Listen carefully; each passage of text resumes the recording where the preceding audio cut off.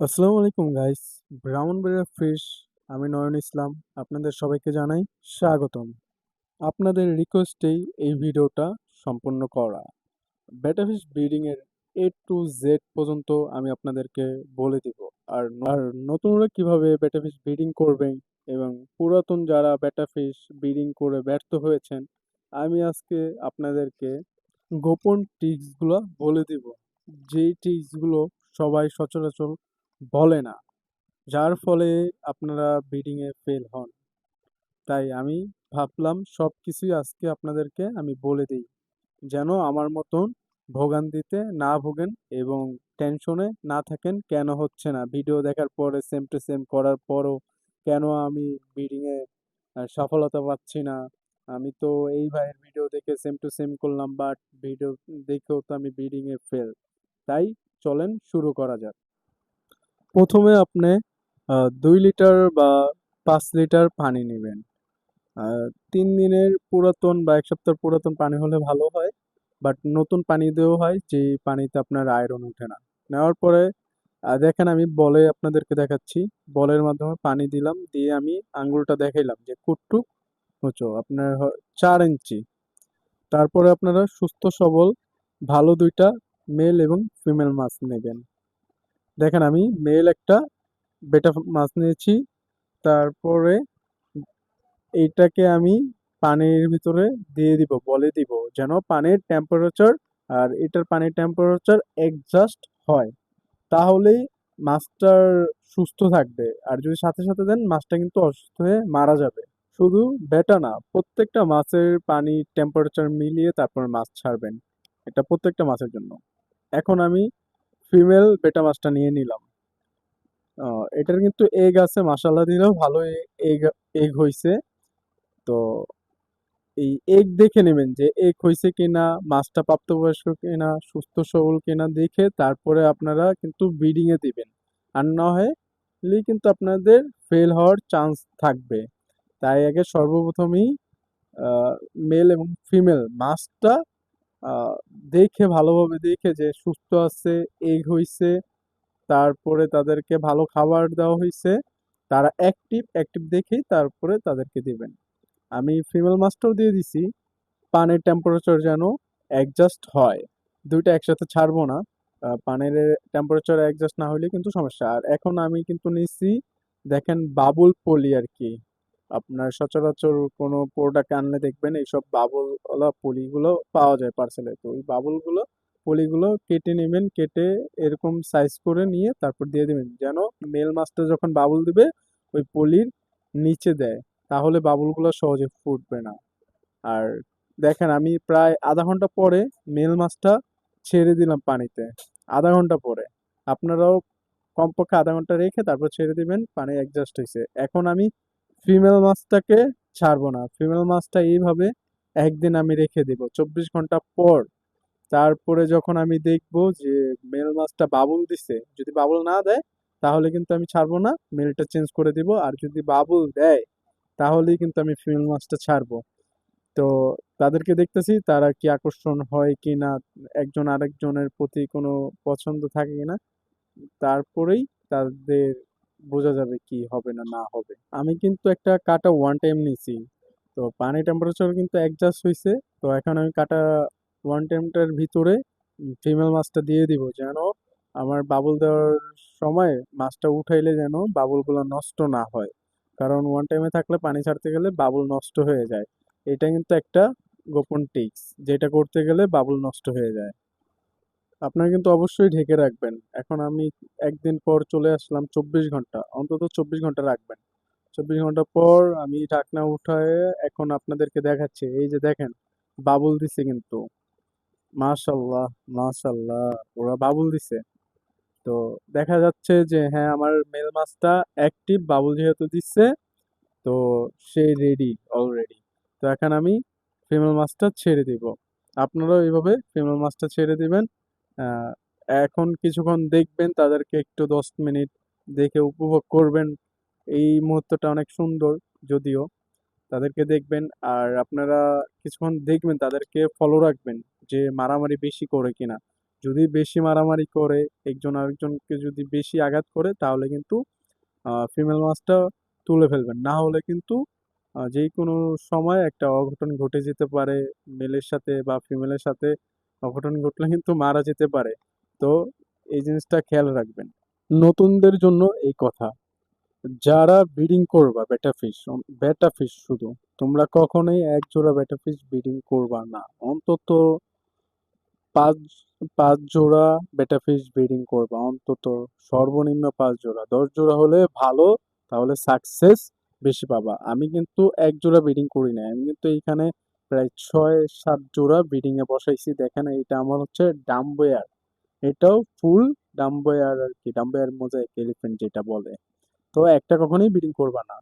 মাশাল্লাহ মাশাল্লাহ, আপনারা দেখতে পাচ্ছেন কিনা ক্লিয়ার ভাবে দেখেন। কবুতর প্রেমীদের ভাষায় এটাকে বলে ক্রস।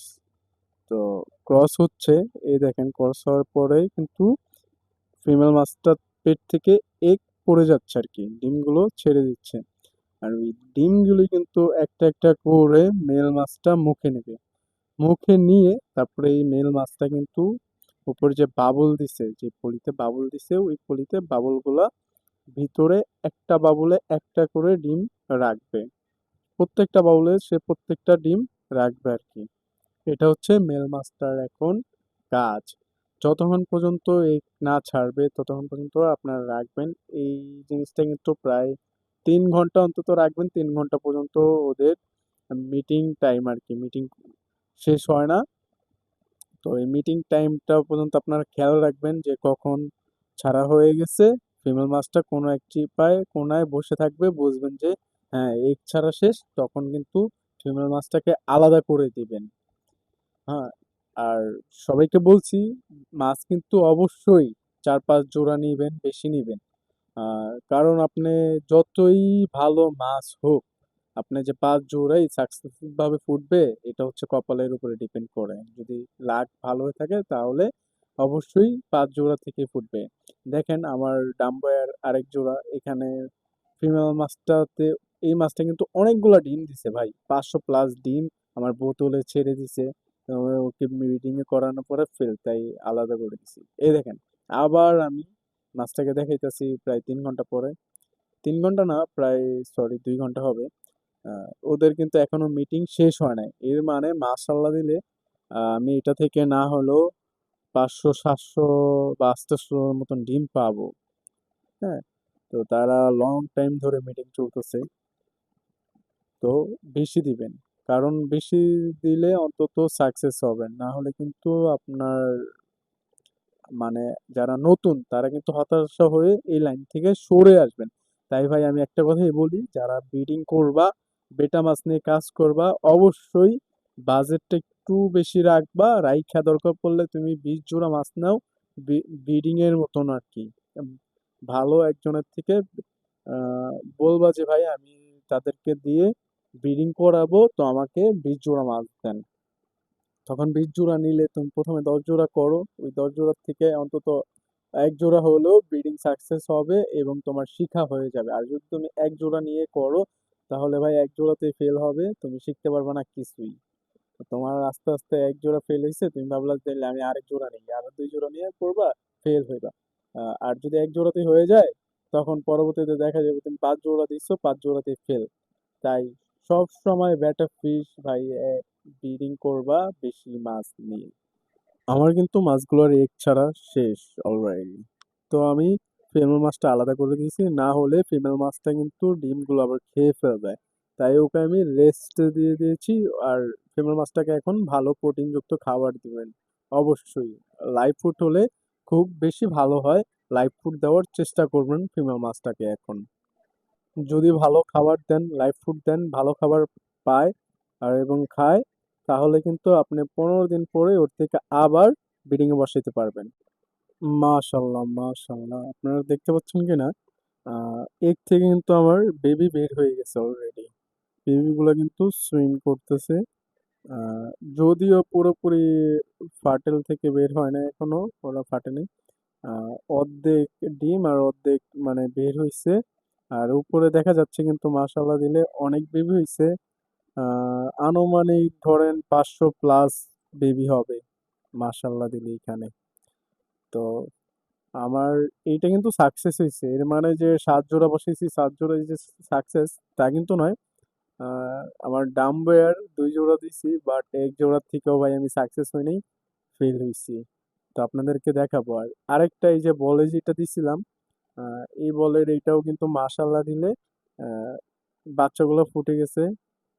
দেখেন ওদের বাচ্চা আপনি দেখতে পাচ্ছেন কিনা, দাঁড়ান একটু জুম করে দেখাই আপনাদেরকে। এই যে কালো কালো যে বাচ্চাগুলা, ওর বাচ্চাটা কিন্তু একদিন আগেই ফুটছে, মানে একদিন বলতে 12 ঘন্টা এদিক সেদিক আর কি, আগ পিছ হবে সম্ভবত।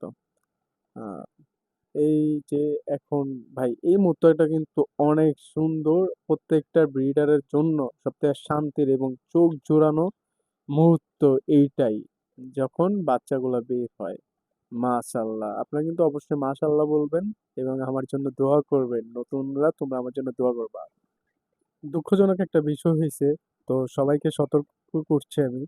তো দেখেন, আমার কিন্তু 7টা ব্রিডিং বক্স থেকে 2টা ব্রিডিং বক্স সাকসেস হয়েছে। এই যে এই মাছটা যেটা থেকে ভাই আমি 500+ 800 ডিম বলছিলাম, এটাতে কিন্তু 500+ বেবি হয়েছে। এখন মাত্র 2টা বেবি আমি দেখতে পারতেছি। আহ, এইটা কিন্তু ভুল হয়েছে, আমারই ভুল। আবার জানি না, হয়তো বা আমার ভাগ্যে নাই। 500 বাচ্চা থেকে 2টা বাচ্চা আছে। আমি যাকে দেখছি ভালোভাবে দেখছি, 2টার বেশি বাচ্চা নাই। এই বাচ্চাগুলা কি হয়েছে জানেন, বাচ্চাগুলা মেল মাছটা খেয়ে ফেলছে। বাট পাশের যে আমার আরেকটা বল আছে, ওই বলে বাচ্চাগুলা কিন্তু রইছে। ওই বলের মেল মাছটা কিন্তু আমি একসাথেই ওদেরকে উঠাইছি, কিন্তু ওই বল থেকে একটা মাছও ভাই খায় নাই। এই যে দেখেন, এই বল থেকে একটা মাছও মেল মাছটা কিন্তু খায় নাই। প্রত্যেকটা বেবি মাশাল্লাহ দিলে আছে, কিন্তু ওই মাছটা আমাকে হতাশ করলো ভাই। আপনার সাবধান। তাই এগ থেকে বেবি বের হওয়ার সাথে সাথেই আপনারা মেল মাছটাকে তুলে নেবেন, না হলে কিন্তু আমার মতন অঘটন ঘটে যাবে। আমার ভুল থেকে আপনারা শিখে নেন। সবাইকে জানাই ধন্যবাদ। আসসালামু আলাইকুম।